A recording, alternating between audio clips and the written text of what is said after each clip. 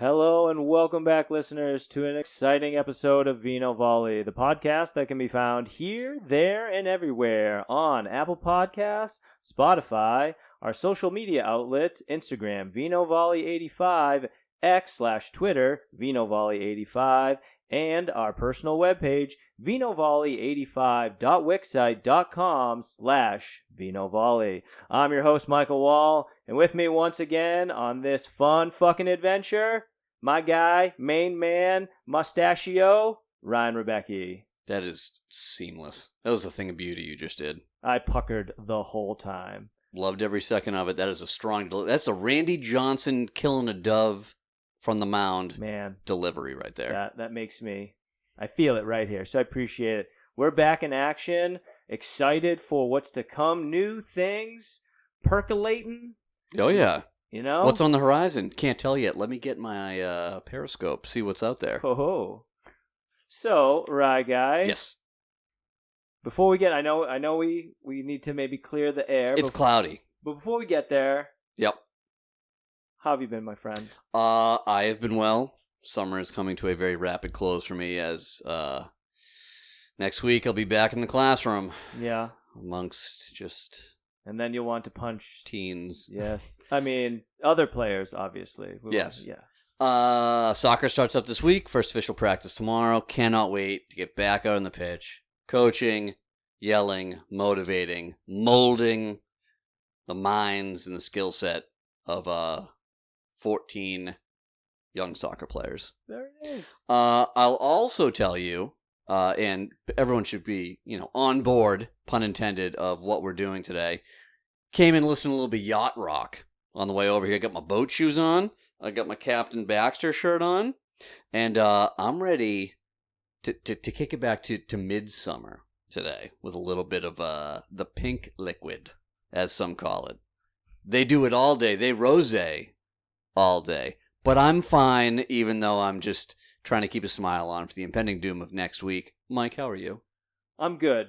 We, from a personal perspective, we just had family out from Atlanta, California, all gearing up for a huge family party to have, friends and family together that may be the last time they've ever been together, but aunts, cousins, you actually were able to do us a solid and provide us with the, pick up the food. Mm-hmm. So it was great to just be with family, a lot of good experiences. Health-wise, you'll be happy to know I did visit my PCP. We pulled all the pieces together from various visits, and, from her professional opinion, nothing to worry about. No, I was told no brain bleeds or stroke risks. So at this point, we're just we got to, keep the ibuprofen, keep treating it as best we can. We got an MRI scheduled sometime in the future, but more so for peace of mind for our listeners out there. Yeah. I'm feeling good. I'm feeling positive. Good. And just, rolling on. Yeah. Remember, always talk to your PCP. Don't do PCP. Very good advice. I learned that from training day. Teach you. Yeah. Well, you learn something new every day. Oh yeah, absolutely. So I know there's a couple items we want to get to. Yep. Before we get to that, before Ryan can put his mind, his conscience at ease. It's true. Big news in the world of soccer, my friend. Big news. U.S. men's national team have signed a coach, and not only a coach, not any coach, but I dare say the most prolific and high-profile coach in their history, Mauricio Pochettino. Oh, I love it. Great. Tell you what, man, if Klopp would have been the pipe dream, but man, Poch is a fucking score. Yeah. I'm so excited for what he's going to bring. I know the small stint he had at Chelsea, Christian Pulisic was one player he wanted to keep, but, went on to AC Milan and all the better for it. Yep. But so it's going to be good to see the shakeup, because I think that's, part of what we need is the U.S. men's team has very much kind of been like a boys club. Like Berhalter was just like, hey, the players run the show. Yeah. I'm not going to say no to you. And you see where it got us. So now, guys need to be a little bit nervous, know that their spot's not guaranteed. Plus, it's like a big flash. It's like an attention-getting flash. Oh, it is. And, he's going to play eye-catching football, which is, really? as a fan of the U.S. men's national team with an upcoming host World Cup, that's all you could really ask for is like show some fucking pizzazz. Make us dream. Now, he was coach for Tottenham for a number of years, never won shit, but correct. Got close. Because Harry Kane was there. Right. Got close a number of times. Even at PSG, got to the final. Again, that's all I can ask for. I'm not asking for the whole, like, to win the whole thing. Let's win our group, maybe one or two knockout games, and then break our hearts. That's all I want. That's all I want. And I think, like, improvement and direction. Right. So very excited about that. And then, they were doing the pundits and everything were giving their scores. And to just kind of round out how big of an asshat Alexi Lalas is, he gave it a B+. And it's like everybody else was like A+, A-, A. And he's just like, who did you expect? Like, why? He's a knob, okay? Well established your feelings on Alexi Lalas. I think he gives us Gingers a bad name. And yeah, I completely disagree. I think that was an A for sure. And I hope that Poch stuffs it in his fucking large face. Right up there. On a personal note, yes. While the family was out, we went to La Cantina in Franklin. Great little wine establishment. A lot of good wines. Met the owner, Bob. Super nice dude. Nice. And, they have, like, very cool, like, private area.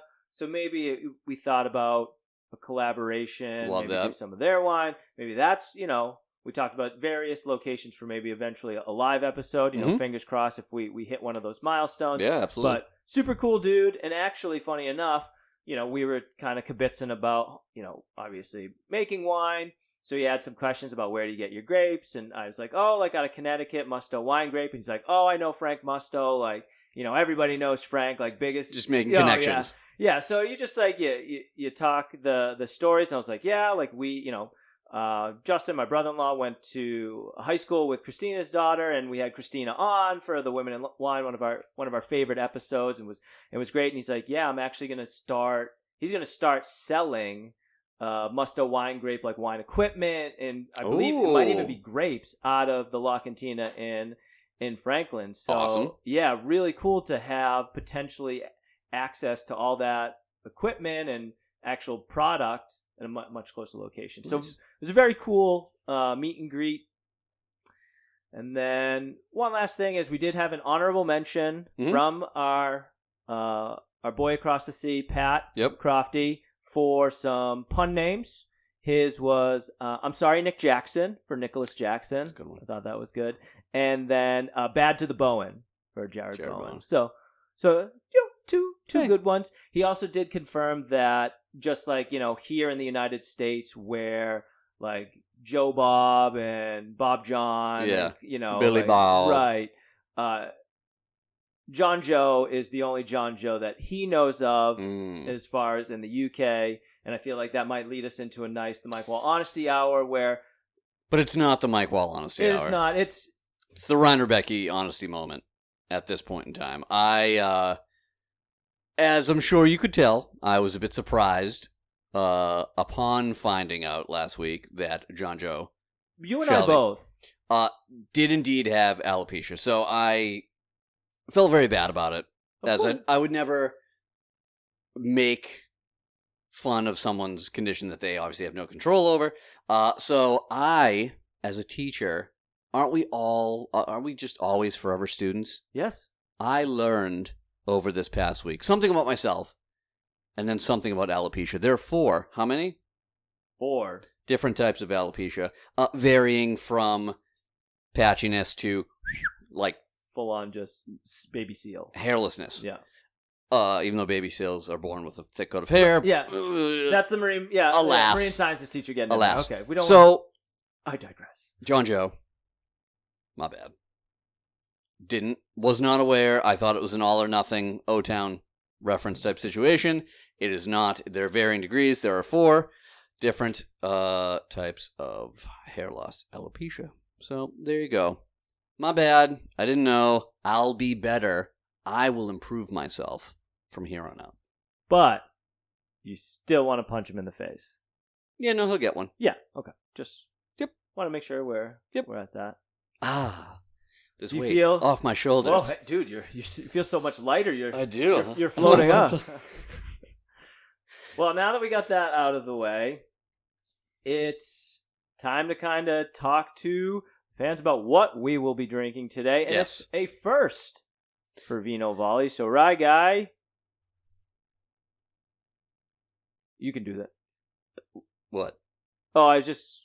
Rye Guy was all I had. Oh, so yes. Today, we are going to be drinking the Alexander Valley Vineyards rosé, dry rosé of Sangiovese, or Sangiovese, depending on how fancy you want to sound.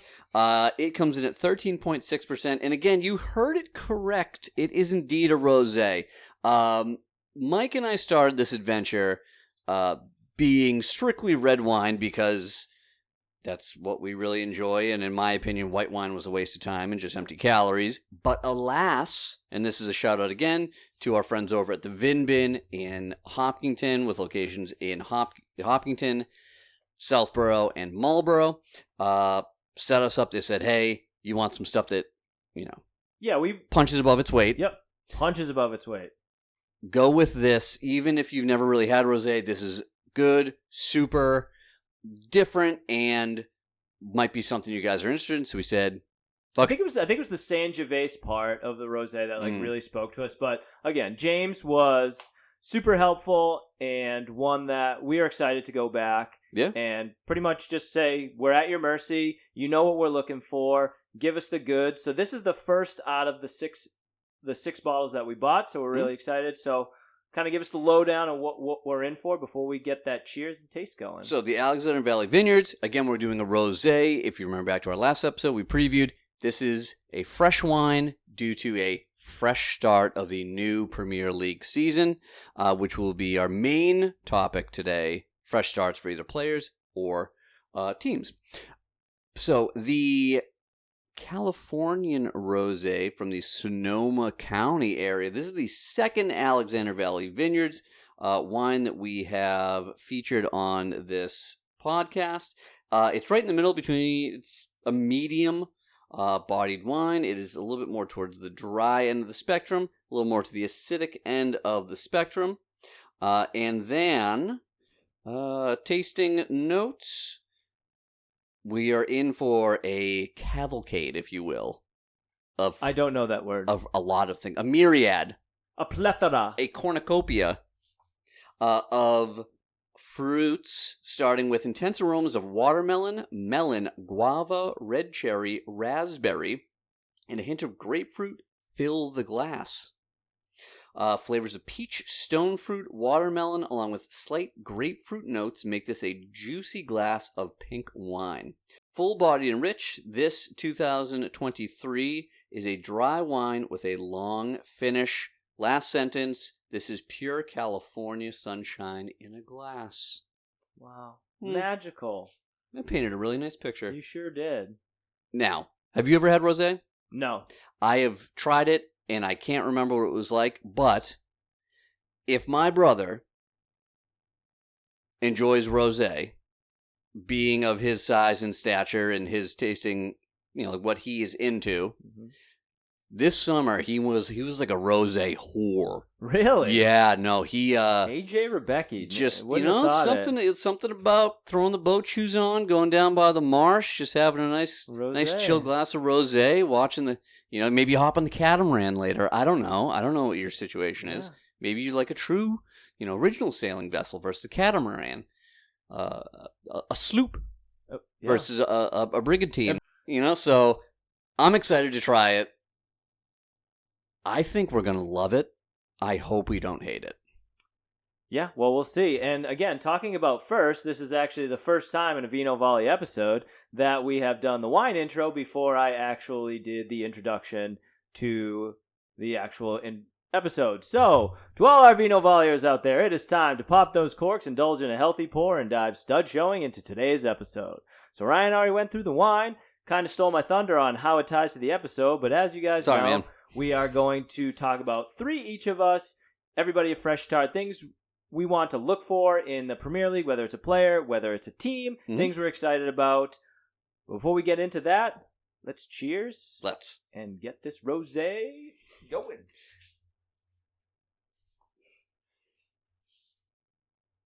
It's so cold.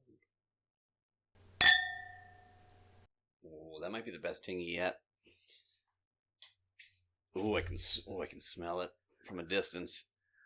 We do have all the sconces on, so Ryan's night blindness, but it is a beautiful, like, peachy rosé color. Peachy pink. Now, we did chill this you chill rosé, so a little bit of a different approach, but I think one that was warranted for the different type of wine. Very citrusy on the nose, obviously different than what we've experienced in the past. Definitely get the peach on the nose. Peach and grapefruit. Yep. Oh, just sitting on the dock of the bay. I don't think watching the tide. I don't think they were drinking rosé singing that song. No. Sailing. Just gonna work my way through the whole Hall & Oates discography. What I want, you got. I mean, it's light. Light, tart, refreshing. I get the peach. I don't really know what a guava tastes like. Yeah, I don't know. But I get peach. I get grapefruit. I get a little bit of... I do get the melon. Not like a discernible, like... Honeydew. You think honeydew? Yeah, my least favorite melon. What's your melon order? Oh, cantaloupe has to be one. Cantaloupe, watermelon. Like the ripest cantaloupe is the superior melon. I agree. So I go cantaloupe, watermelon. That aren't sweater cows. Yes. But yeah, cantaloupe, watermelon, honeydew. Honeydew can go fuck itself. I mean, what's not to like? Yeah, I mean, it's... And of course, this is like the coldest day we've had yet this year. It was... this is refreshing. Yeah. It's, again, super fucking easy drinking. Yeah.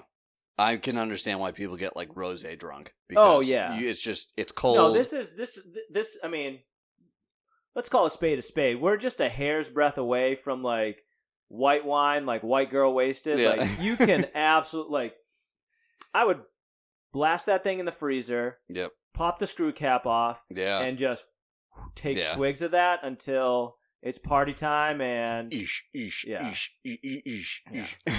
All right, so it is going to be interesting because, like, we could talk about it now, but as it is a rosé, it's the first that doesn't really fall into the same category. I feel like port was close enough that it's still in, like, the red wine, but, like, this is a whole different... I think this is just going to be based on purely personal preference. Yeah. So there's not a sliding scale here that this is like the rosé scale. This is just, hey, what you like, and it's going to be interesting. Oh, I want to be sitting on like a beachside, like raw bar, just gassing oysters.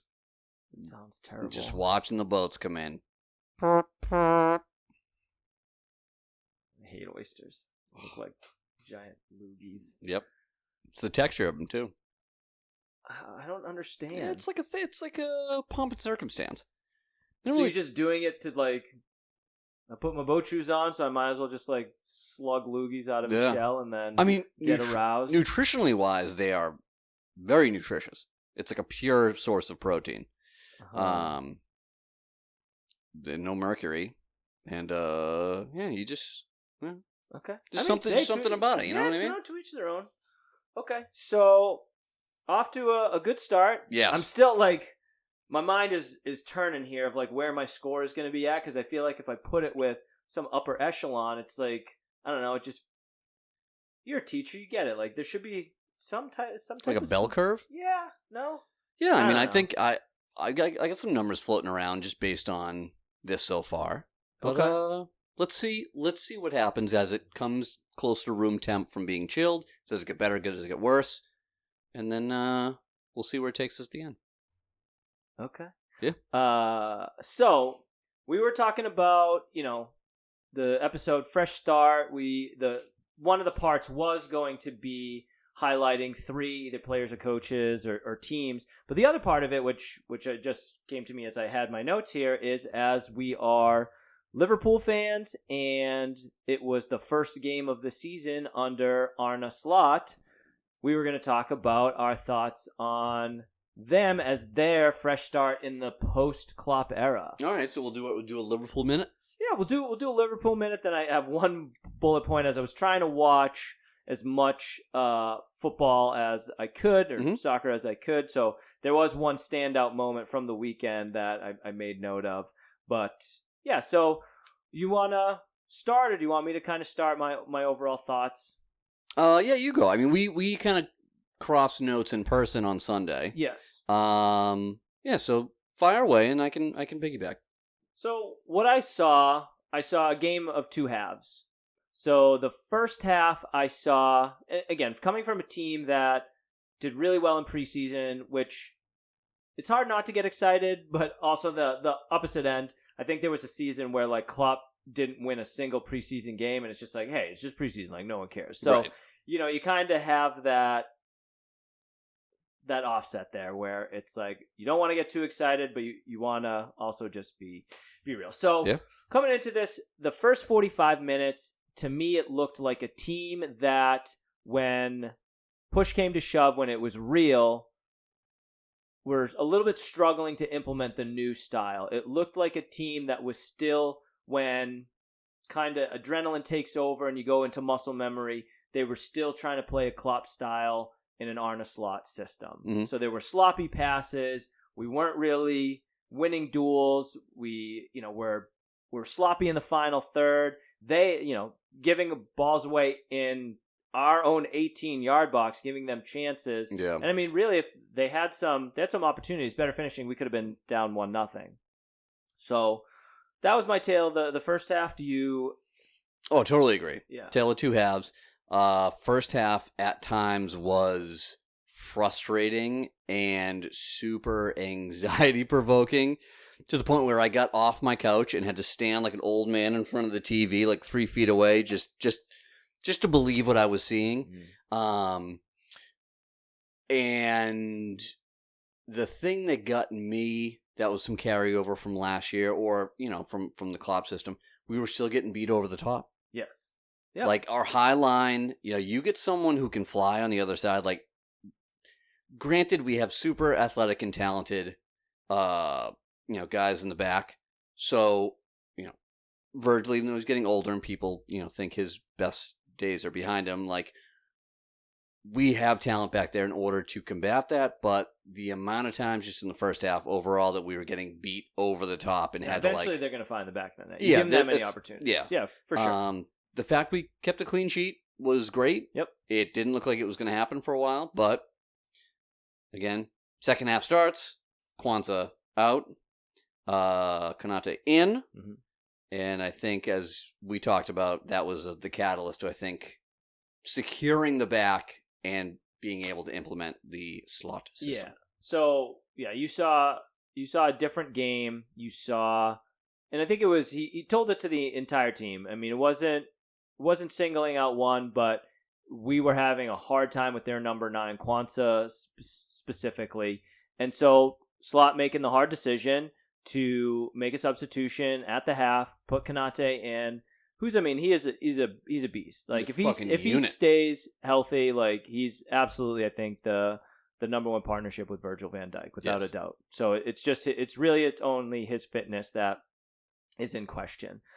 But once he told the entire team that, Ipswich, credit to them, they played a physical game, not a dirty game, a physical game, mm-hmm. And rightfully so. There were some tackles they were late on, got yellow cards for it, but they were bringing the physicality. They were making Liverpool uncomfortable. So Slot basically was just like, you're letting them kind of bully you. Mm-hmm. Like, we need to start winning our challenges, be more aggressive in those moments, start winning those duels. And once you saw that, then you saw some of the best interplay I've seen in the last few years. I loved Klopp as a coach. Mm-hmm. I was never a fan of the 4-3-3 system, and this style of play it is catching on the eye. Now, sometimes it'll put your heart in your throat with passing within your own 18-yard box, but like stress drank a large iced Gravenberg, coffee. Gravenberg I thought was great. Trent had some great through balls, obviously leading to some goals. Salah does what Salah does, and set the record for scoring for the 9th straight season opener. Hair's coming in nice. Yeah, it is. Yeah, hail to Turkey. So I think it was a beautiful display. I would have liked to see some other substitutions come in. Gakpo came in for Diaz, which was really one of the only striker changes. Honestly, I thought Luis Diaz is great on the ball. He can take on and beat 2 or 3 players, but wasteful with some of those chances, and I think that's going to catch up to him. So. My dude, Diogo Jota. Dude, just flying around. Knows how to... Mighty Mouse. He looks like he's never touched a football. Like, sometimes he's got 2 left feet, but somehow he scores. Yeah. So he's another one. Kind of like Konate. Like, if he's fit, there's no reason he shouldn't be your starting number 9. Mm-hmm. But again, it's a fitness thing. Yeah. Other than that, you saw Bradley come in for Trent. You saw Tsimikas come in for Robertson, which I think are purely for fitness things, things of that nature, and then may have had some midfield changes, but other than that was pretty standard. A solid win, and I think it was a needed win, right? Yeah, because everybody loves a headline, so if it's a draw or a loss, panic in the post-Klopp era, and then it's then it brings into. They haven't signed any players, which we still technically haven't. Liverpool are close to signing a goalie who looks to be the number 1 for the future from Valencia. But again, he's going to, as soon as he's signed, if we get across the dotted line, he's going to be loaned right out to Bournemouth. Okay. So, but I've seen some highlights of him. Looks like the real deal. Looks like a good shot stopper. Got a fucking cannon of an arm for throwing. Really? Oh, yeah.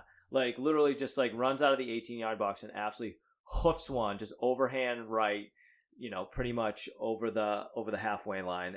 Damn. Into the it was it's pretty good. But anyway, so a lot to be excited about. I think from a personal perspective, it's a good fresh start. Yes. And I love Klopp.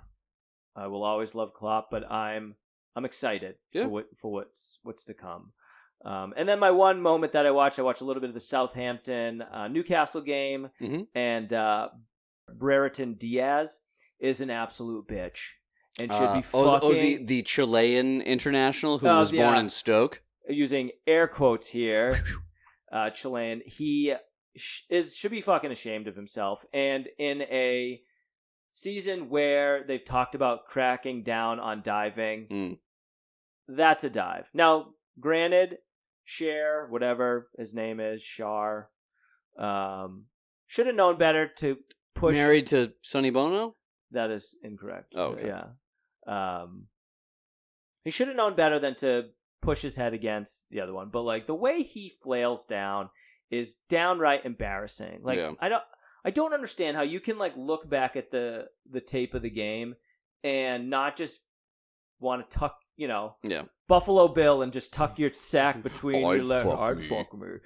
So it's just and then to get a straight red card for that was just an absolute farce. But also fuck Saudi Castle. I don't really care about them. But anyway, I think it's shameful. Yeah. And shame on him. But anyway, so now, a fresh start with a fresh wine. Was clean. After using the bidet, a fresh ass to the tushy. Again, I can see why people love rosé because it is just it's going down. Yeah, this bottle's going down. All right, fresh start. Teams or players 3. I also have an honorable mention. I do not have an honorable mention because that was not in the parameters, but because I love you, thank you. Let it happen. So since you have an honorable mention, we'll let you go first. Excellent. Thank you. My list begins close to home with a one Darwin Nunez. What? He needs a fresh start. Oh, I thought okay, all right. Yes, he does. New season.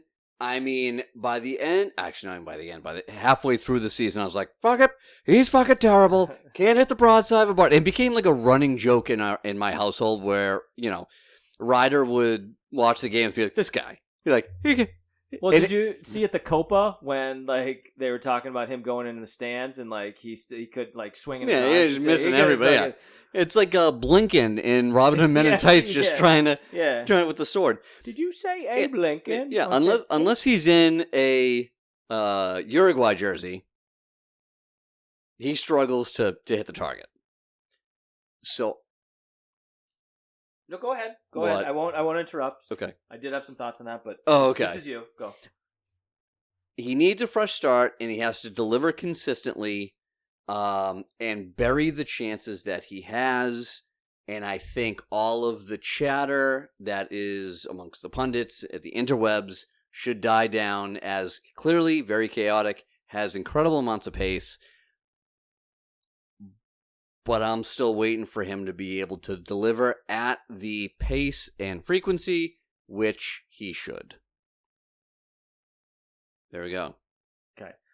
To that, I'm just going to add that because they had I was reading an article where they talked about when they bought Darwin Núñez, it was a big question mark because this was right in the cusp of getting a brand new midfield, mm-hmm. and the thought process was, we spent all this money. Are we going to change our play style and formation to suit this player? Okay. Or are we going to train this player to conform and play within the current system? So obviously, you can see we didn't shift from a 4-3-3. Mm-hmm. Instead of having Darwin kind of on the left where he played for Benfica and was an absolute monster, he played mostly up through the middle, mm-hmm. and did have some struggles. So yes, I think he struggled to play in that position. I'll be interested to see, with Jota being the first choice, true forward. Yeah. Will you see a rotation of a Diaz, Gakpo, Núñez on that left-hand side where he can cut in, use his pace to run down the wing? And so, yeah, no, it's just like a childlike innocence. I can't help but love the guy. So sure, if you want a fresh start for him, yeah, I absolutely do. Because I can also see him just on Saturday, just not seeing any time when those three guys are firing on all cylinders. So for sure, your number one.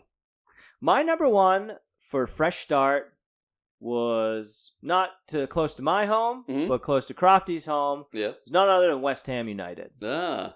So what I saw. What did you see? Well, what I like is with new coach Holden Lopetegui, I loved his playing style when he was at Wolves. It was short term. He came in and kept them above relegation, mm-hmm. really fought, nice interplay.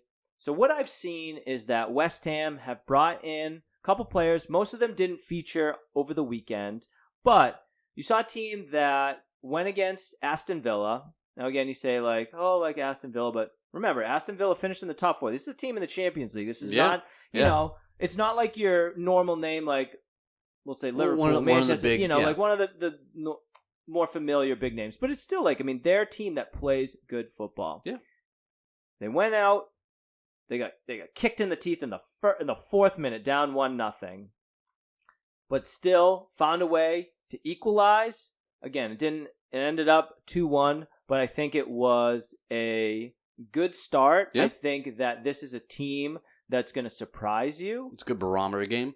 I think that with their coach and this fresh start, with the players that they brought in, this is a team that can not finish in the top four, but definitely finish back in a position that they're battling in the Europa. Okay. Maybe fifth or sixth.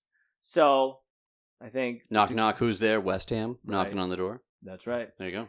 So I think they're in much need of a fresh start, and after the years of David Moyes, yes, he did bring them their first European trophy, and as I've talked to Pat, I'll never forget him for that moment. It's one of the best moments of his life, but it was fucking time to move on. They were was a coach that played a highly defensive, boring style. Yeah. And they were a team that conceded like some of the most goals. So it's like, what are we fucking doing? It's not working. So it's a good time. It's a nice time for a fresh start. I'm hoping the best for my buddy's team.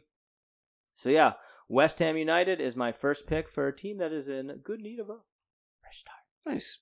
I'm also going to go with the team, and that being Leicester. Fresh start, coming on up. They obviously are up from being relegated last year.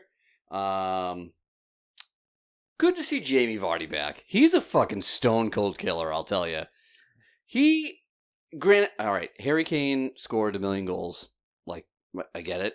Jamie Vardy, I think, is what Harry Kane wanted to be, but isn't. Now, my number 2 is Jamie Vardy. Okay, so I'll piggyback off of you. Yeah. Like, he's back up. He's fucking 30... I think 37? Sure.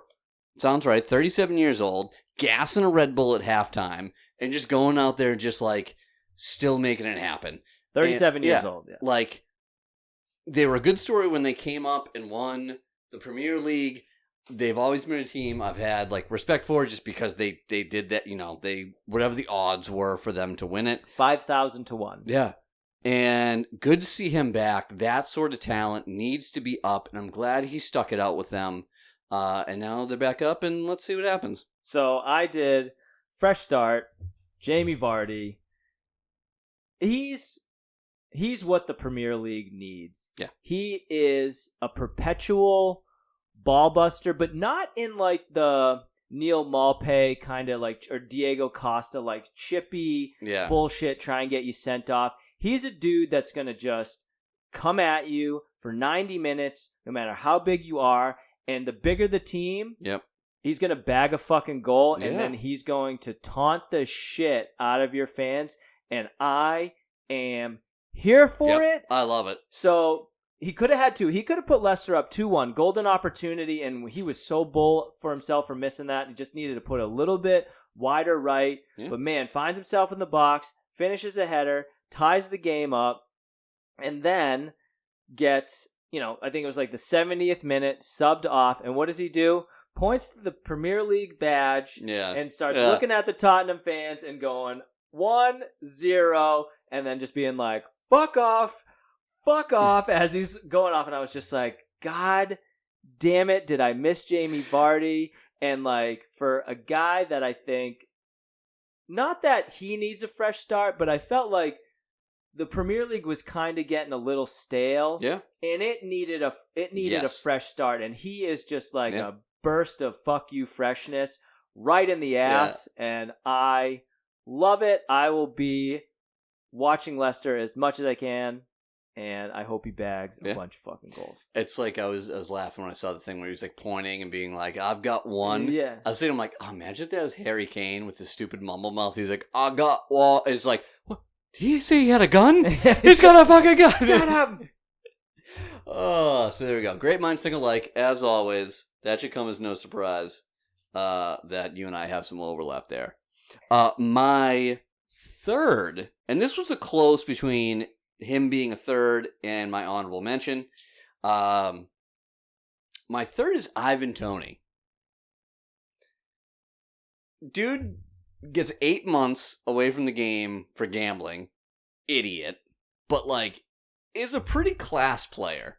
So I think last season when he came back, just off the rip, scores 4 goals. He's like, oh my God, he's back. And then kind of fizzled out towards the end. I think a whole new season with his ability, I think he needed a full, like, press the restart. I don't think it's been 100% confirmed. There's a chance, though, he's getting sold to the Saudi League. Fresh start somewhere else. But I wanted to. I didn't want to interrupt. So dry. I wanted you to finish your thoughts. Thanks, man. But I was just like, oh man, I'm pretty sure I just read that. I'm glad I get an honorable mention. Yeah, they're. Yeah, right. They're getting.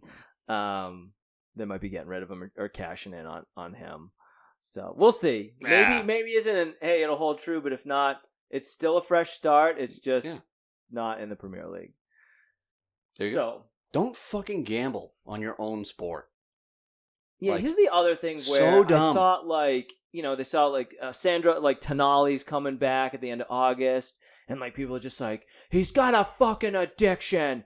Like, he should have never been banned. It's like, okay, man, I get it, but, like, also, it's gambling, dude. Like, all right, we're gonna go down the we're not gonna go down the rabbit. We're not gonna go down a rabbit hole. Sports have certain rules, right? And maybe it just comes with the fame and the money where you feel untouchable. For a while, in pretty much every sport, you couldn't smoke weed. Now, basketball players, they can smoke all the weed they want.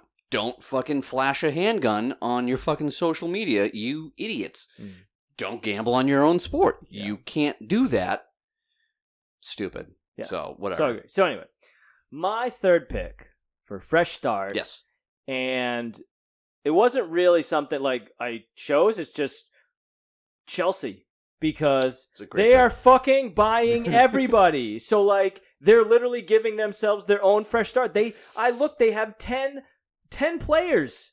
10 players that they have purchased. They bought... in the last 24 hours. Pedro Neto, Joao Felix, Dewsbury Hall. Hold on one sec. Pedro Neto, my ego. Yeah. There's, like, 6 others. Yep. Like, I literally went through just to ESPN. 10... They've bought over 40 players in the last 2 years. Stupid. I like Carragher's comment where it's like, oh, where's Joao Felix? Yeah. Or Joao Felix going to play? It's like, where's he going to change? Yeah. There's no room. So it's like, and don't get me started with the whole Gallagher situation where he was off, like, basically signed for Atletico, and then that fell apart. And, like, Chelsea are a bunch of fucking scumbags. They've got guys that are, like, we're on the first team, and I get, like, a new coach comes in, you want to implement your style, yes. You have a vision, but to just be like, you're going to just fucking play with these people, you're not going to train with us, you're not going to dress with us, you're not even going to touch the field we play on. It's like, I get it, it's a professional sport, like, you got to have thick skin, but it is kind of like a dick move. They've put themselves, I couldn't leave them off because just with basically buying like a whole fucking starting 11, yes. They've given themselves a fresh start. 2 starting 11s. But I hope that after spending all this money on all these players, they fucking sit mid-table, and I will sit there and laugh and laugh and laugh. Yep. Because fuck Chelsea. Yep. Fuck them. Fuck them. It's a good pick. Great list.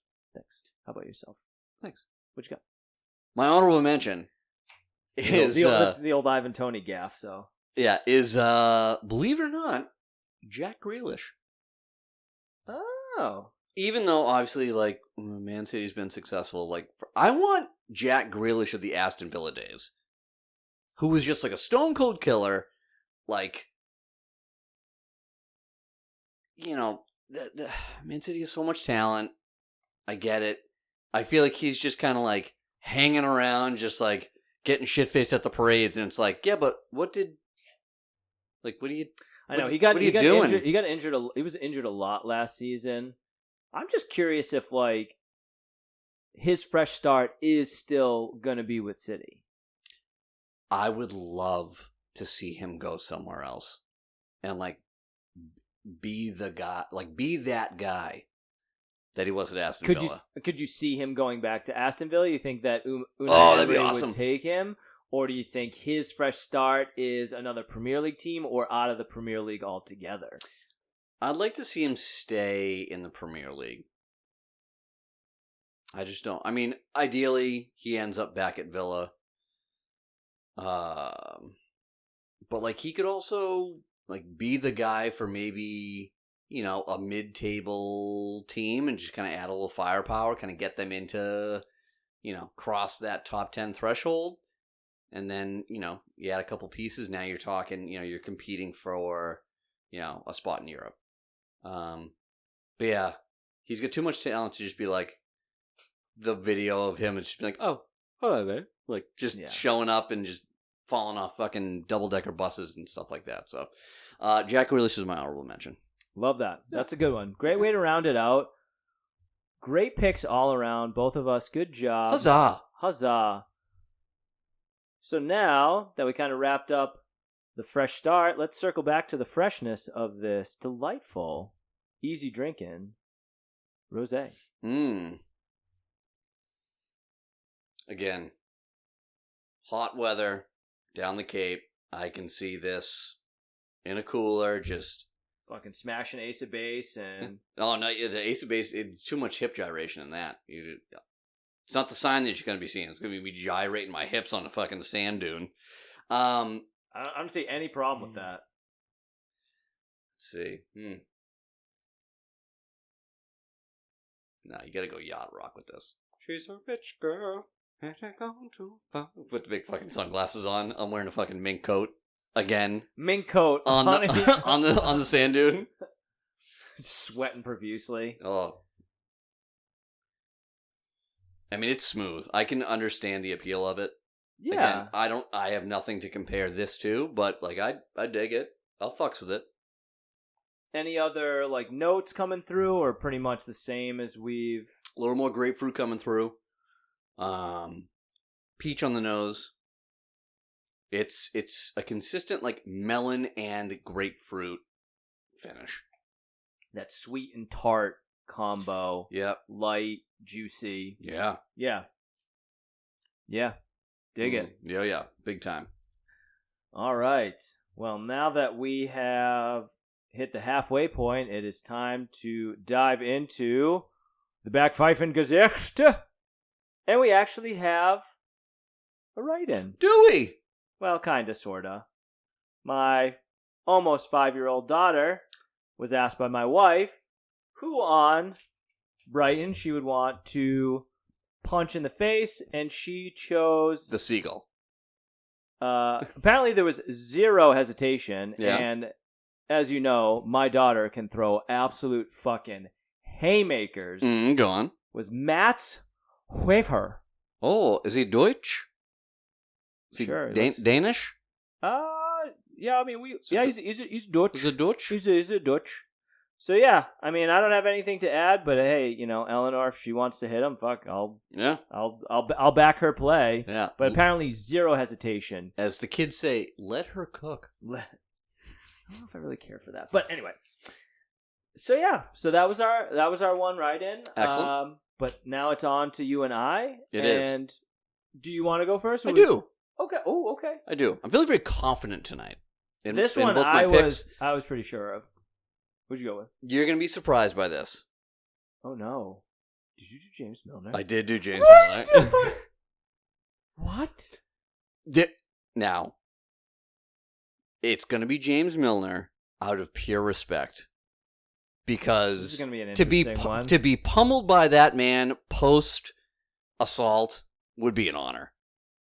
Okay. I mean, yes. If the conversation ever came up where him and I are in a bar, be like, James Milner, I chose on the podcast to punch you in your face.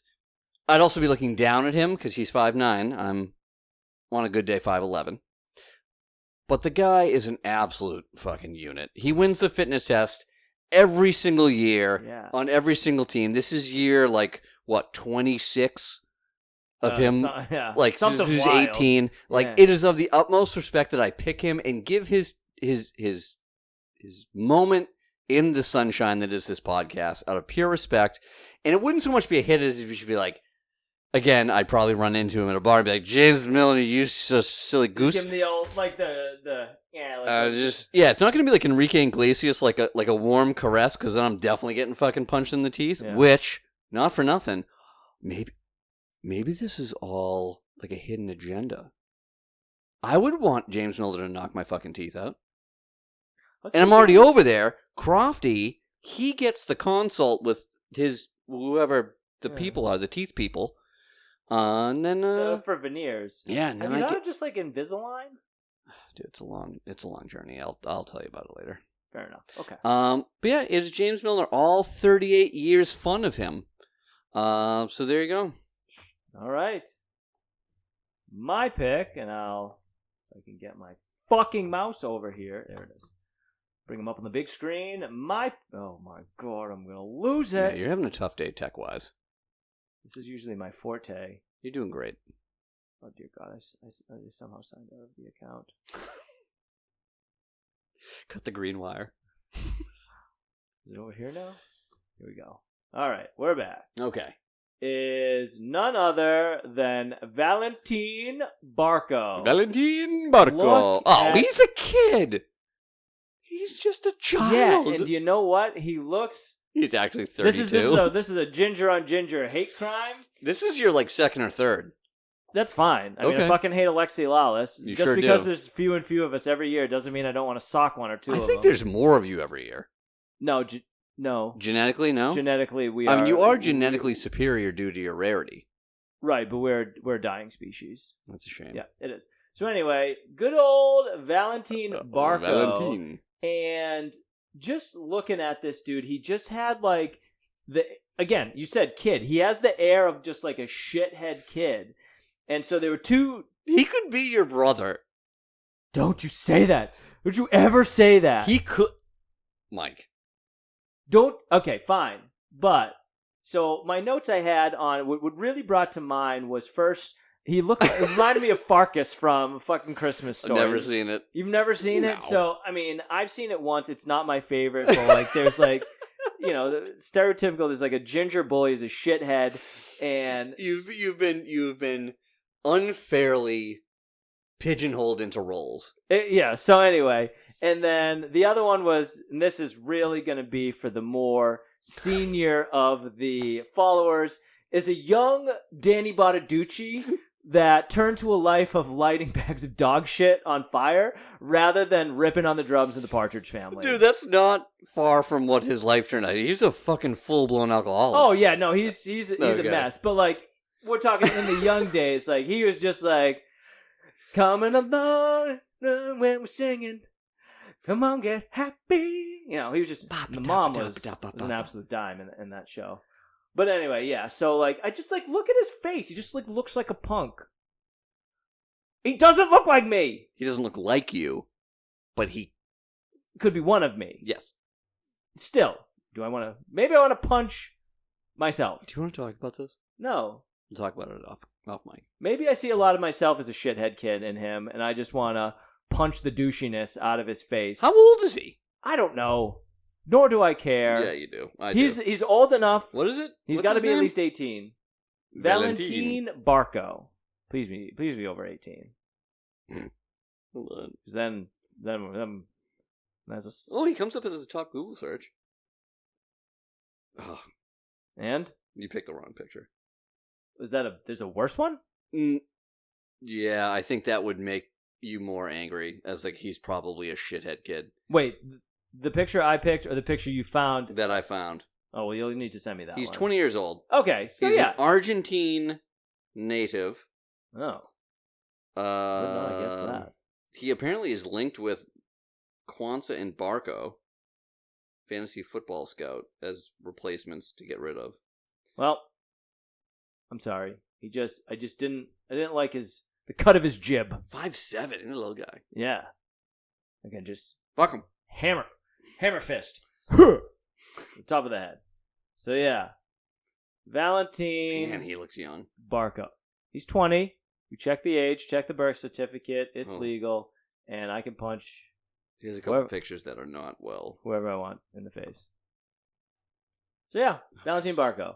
There you go. That was my pick. That's your pick. Sticking with it. Sticking with it. That's my story, and I'm sticking to it. All right. So,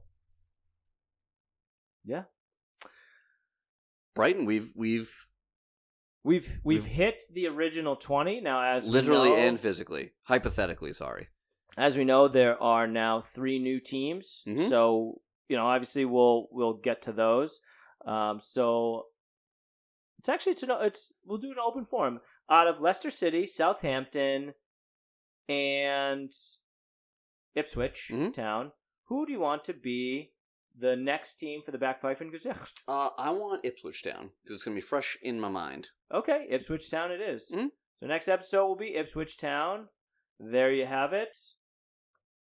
All right, so Now that we've got our team for next week for the Backpfeifen Gesicht, it's time to give our final thoughts, score on the wine, and then we'll wrap up with the wine and topic for next episode to give our Vino Volleyers out there something to look forward to. So, Ryan, I'll go first. Okay. Because I think I've got it. Locked in. This wine was everything I think it was set out to be from the description you read.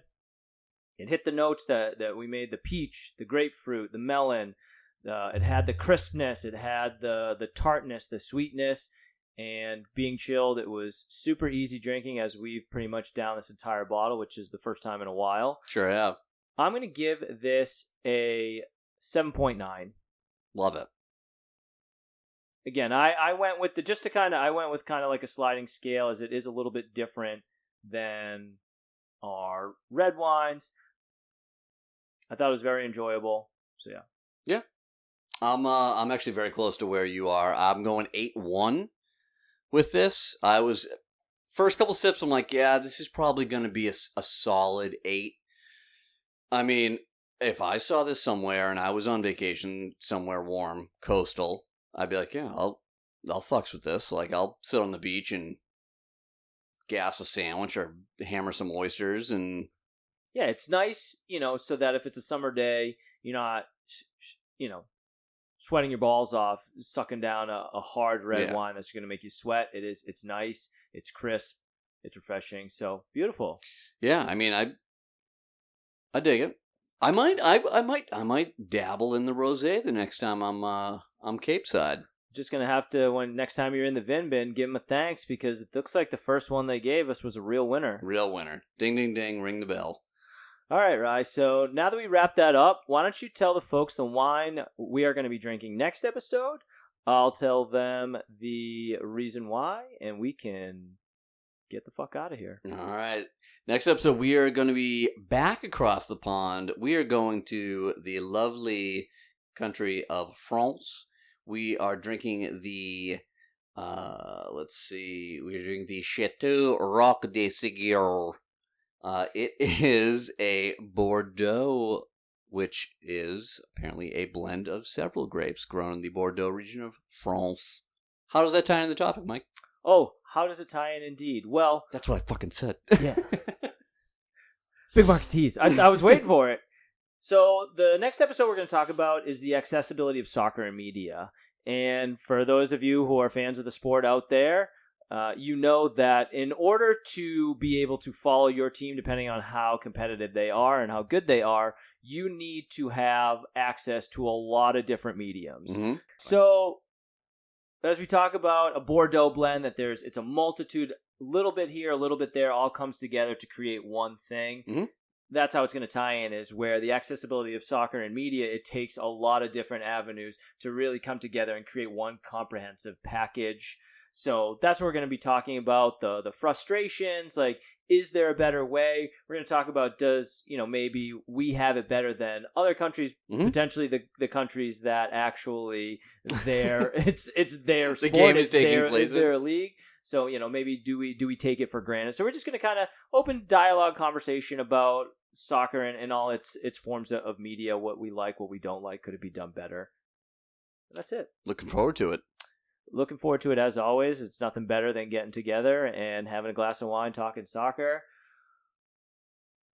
But to all our Vino Volleyers out there, we have reached that time once again. We have. And after VAR review, we are officially out of wine.